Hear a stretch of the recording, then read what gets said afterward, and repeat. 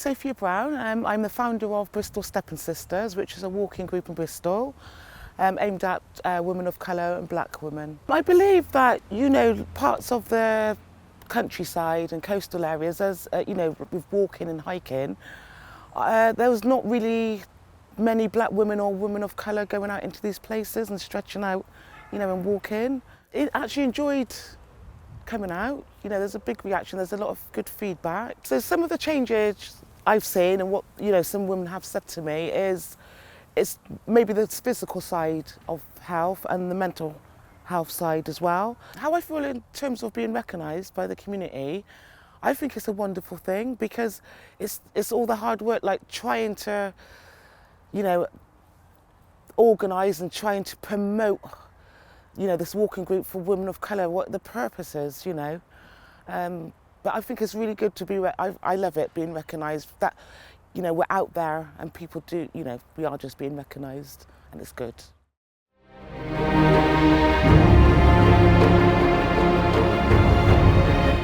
Well, it was set up as a community centre to run community services. Initially it was given to a group which was the Rastafarian, because they were the most vibrant, radical group out there, that were having a no-nonsense, not part of the system and making a point about that. So this building was given to them. So we all came in here and had it as a youth centre club. And we had our religious moments or cultural moments where we had reasonings on Thursdays, and on Sunday we had what you call ISIS, where we sing and we chant and we just reverence Jah, and we go through the Rastafarian movement and that kind of stuff. I did feel a bit, what? Well, Kuumba get nominated. Yeah, so I quickly shared it with the others and they were saying, well done. And I said, well, it's not me, I think it's all of us, but I don't even think it's any of us. I felt it was just Kuumba as a premises in the community, because I think Kuumba is very much sidelined a lot. People don't understand what Kuumba is doing in the community. I think people formulate their own opinions instead of coming in and finding out. Yeah, the future for me with Kuumba is I want to see Kuumba more strong, more vibrant and more, better funded than what it's doing at the moment. So.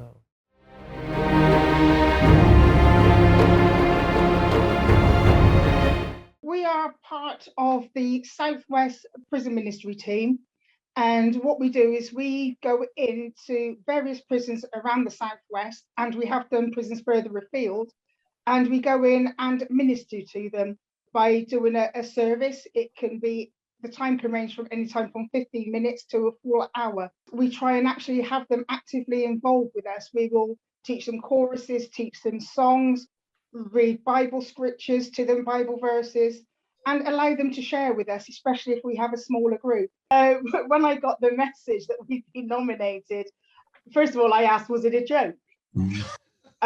Because, we've been doing this since 1986 in the Southwest. Almost 36 years later, we're up for an award. It seems like, but then I also have to add that nothing before its time.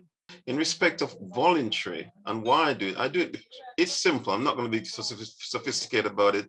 The reason why I do it is because first and foremost, I love people and I'm obeying what the Lord Jesus says, go ye into all the world and preach the gospel to men and women wherever they are. And I find it a great joy and an honor to be able to do this. One success sticks in my mind. I used to work at the college in Bristol, and we had an open event. It was like a volunteers conference. And so we had different voluntary organizations setting up stalls. And I walked through the hall and somebody kind of called me over and was talking to me as though they knew me. And I'm thinking, I haven't got a clue who you are. And I think after a while, he realized that I had made the connection.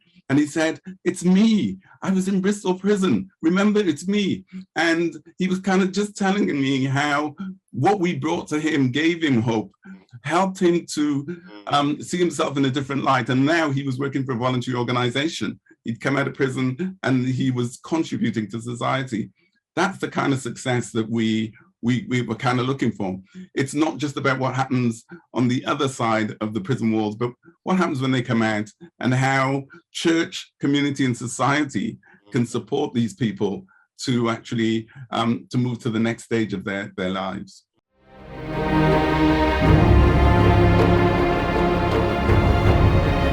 My name is Pauline Swaby Wallace. and I work at Fairfield House. I've worked there for the last 28 years in two roles. One as the manager of the daycare in the centre, but also I sit on as one of the directors on Fairfield House. The Emperor was in exile in 1936 and he came to the UK. When he came to the UK, he was in London and he travelled for a little while. Then he came to Bath. It is now a daycare service and has been for BEMSCA, which is Bath Ethnic Minority Senior Citizens Association, for 28 years.